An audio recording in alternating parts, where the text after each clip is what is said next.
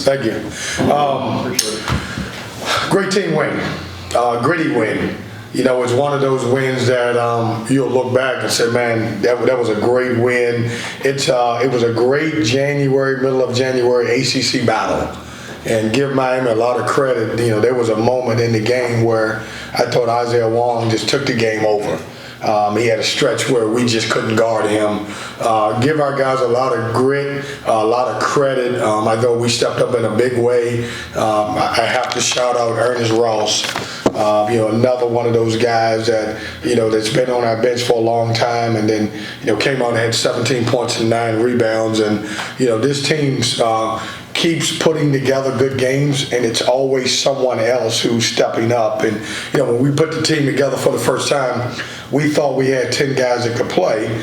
Obviously, being down Dushan and Jack, the other 8 guys are stepping up in a big way. I don't know if you guys have congratulated Jarkel, but he is a daddy now.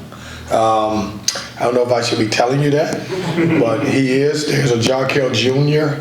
that was born yesterday, and there was an opportunity. We didn't know if he was going to make the game today.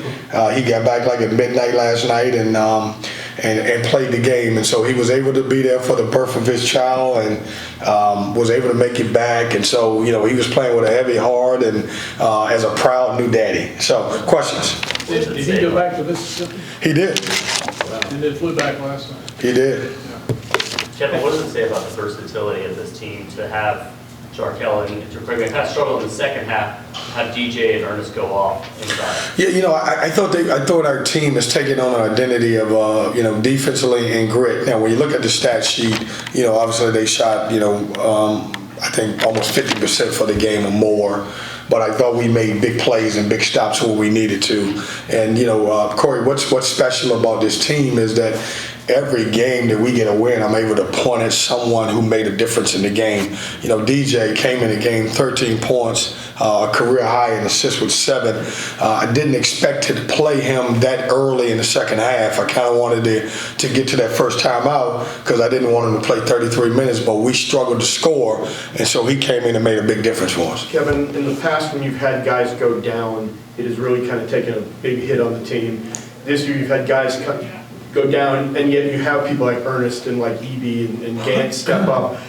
What's been the difference? Is it just a matter of depth and in the program, or is there something else? I think we've all learned. You guys know what's happened with Manny Bates and also Devin Daniels. I think one of the biggest things is the staff is also we prepared guys for you may have an opportunity, and what we've talked about is next man, not next man up, because I don't like saying that. Your opportunity, taking advantage of your opportunity, and I think everybody. Greg Gant was a guy that he was a punching bag for a lot of people, never played. And then obviously he's played a lot of minutes. Ernest Ross is a guy who didn't like his minutes but had a great week of practice. LJ's played better, and Breon is starting to get better. So we've started to develop our bench because we know that we're going to need those guys down the stretch. Honestly, How much is it? honestly, did you see this coming from Ernest? Well, Craig just asked me if he would have told me, typical Craig fashion, that Greg and Ernest would get 25 and what, Craig? I'm not talking. Yeah. So Ernest and Greg will be pissed off at Craig because Craig didn't believe they could do it. I absolutely believed it. I knew it. Those guys have accepted a role, and what we've talked about, Luke, doing the role is the ball always finds a way to get into the rim. And I think because of that, like Ernest was great. He was around the rim all the time. He's been flying around. And I think because they're playing hard, they're developing success in that area. And, both of those guys are not very skilled behind the three-point line. What their skill is, and we talked about that a lot, your skill can be how hard you play and how hard you play on the defensive end. Did I see him playing that well tonight? I thought he could get 12 and 5.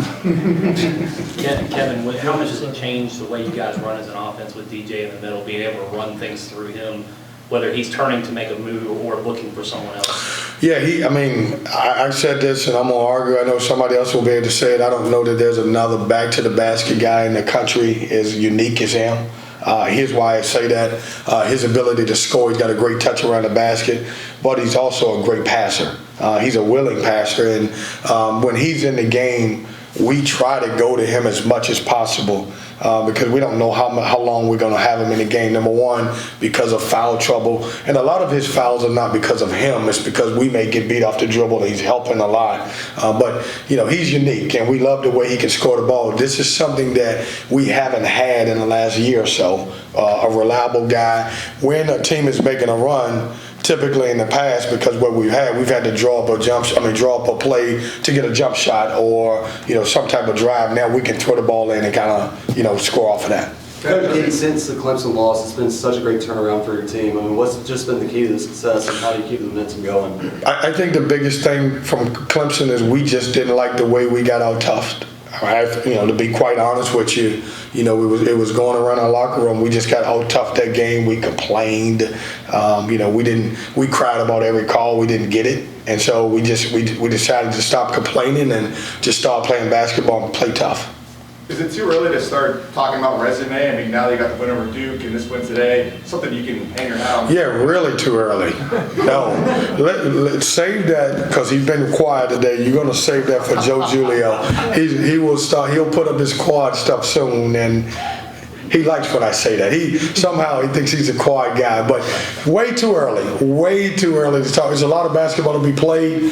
I'm happy. I do know that this was another, I think, quad 1/quad 2, depends on where Miami's at, but it was against the number 16 team in the country. Kevin, going back to toughness after the Clemson game, was there anything you did in practice to kind of get those guys to become more tough, or was it just a sit down and have come to Jesus kind of meeting and saying, hey guys, you got to be tougher? No, I think this team, what I like about this team, you can show them on film, and they have a little pride about who they are.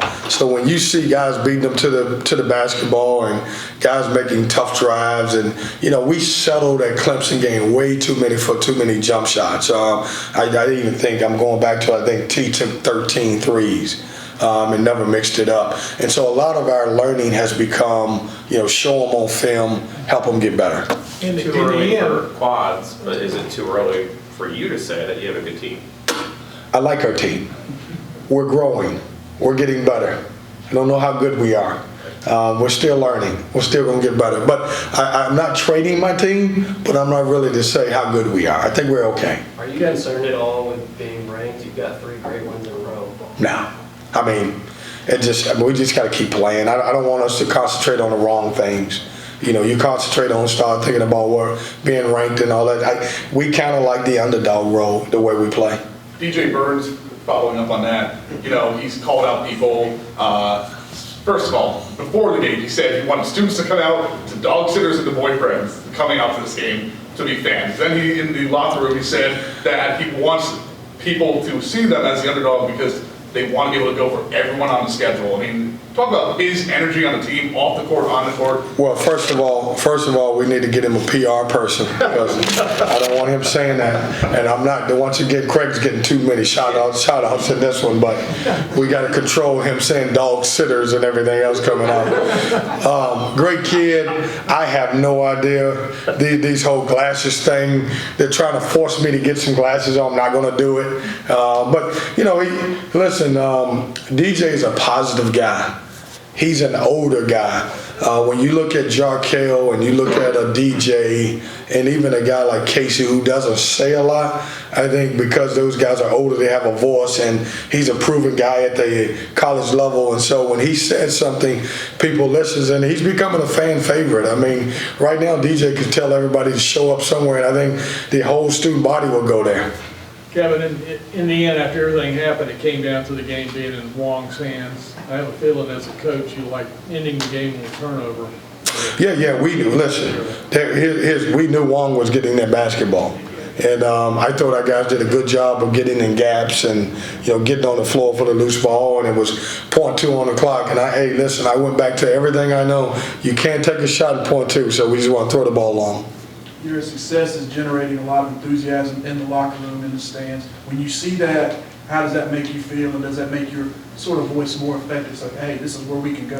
No, I'm happy for our guys. Like, we work extremely hard, and I think you have to look at every team different. I'm trying not to, look at what our team went through last year and project that on this team. It's a completely different team, and so these guys work so hard. In practice, they put out every day. They get after it. I don't let them get away with anything. There was a segment, I want to say, before the Virginia Tech, and I thought the starters were just going through the motion, and it was a long practice because of that. But here's what we have in this group. I think the accountability from each one of those guys and holding each other to a higher standard is what's making us a good basketball team. Coach, can you just speak on, in the locker room, he seemed very passionate on, being an underdog, and he spotted out several area North Carolina basketball teams where they don't feel like they get enough respect here in Raleigh. I think his exact words were, they put their draws on just like we do. Just from respect. Did he say the draws? Yeah, he did. All right. Yeah. PR, we need another PR guy. Last question. From a respect standpoint, where do you think that passion comes from the Raleigh, for the Raleigh ball club? He's a competitive dude. I mean, you're talking about a young man who won 3 state championships, and he plays with passion, and he wears his heart on his sleeve, and we're not gonna worry about those type of things. We're just gonna worry about the next game. I'm gonna celebrate this game and have a great time with it. If you ask every coach at NC State, they hate noon games unless you win. So I'm happy as heck. I love the noon game. Okay. So thanks everyone, and have a good day. All right.